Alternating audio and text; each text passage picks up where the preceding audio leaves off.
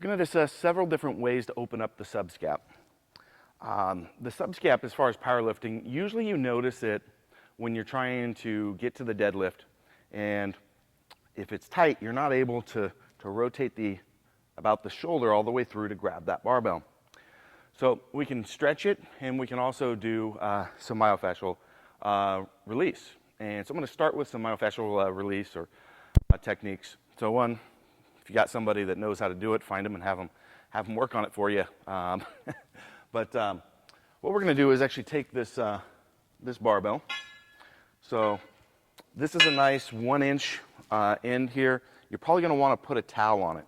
And what we're going to do is put that against a wall or in the corner of a wall, and you're going to go in there with the end of that. It's going to be quite painful. You need to move around within this, under this lat in here, and work up in here until you'll find this really tender spot. And you're going to want to just slowly sit on that and let it relax into it. It's not about, applying a bunch of pain. You want to really relax into it. Be easy with it. So just pretend it's like a little bit of foreplay. You start light, and as it starts releasing, you can start getting a little bit more aggressive. Sorry for that analogy, but it's really, that's how the body responds quite well. So I'm going to get in here, and I'm going to get in there, work around until I find that in there, and then, oh yeah, that's on it right there. I'm going to relax. And you can work around a little bit so I can work into it a little bit, just massaging it. And you'll find this is quite effective. Another way that you can do that is put the barbell in a rack and actually work up and through there. This point end is going to get released really fast if you can find it, which you should be able to, because if you're having issues, it's going to be tight, it's going to be tender, and you're going to be able to, it's going to allow for locating those adhesions really quick. So you're looking for a kind of a knotty feeling, that trigger point in there that's going to release.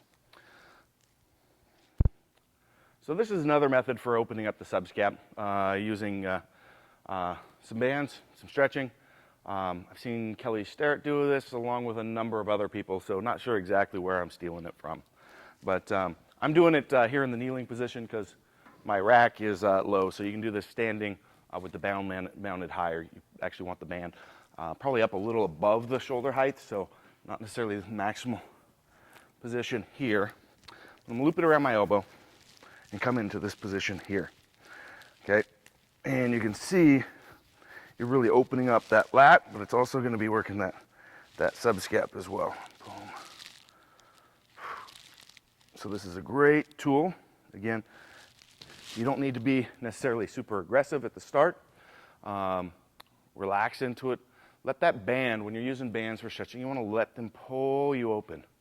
So push the limits of it, rest, relax into it, let it pull you open, and then apply a little bit more tension. You move around a little bit, hit it from some different angles. But very effective for opening up the subscap with that method.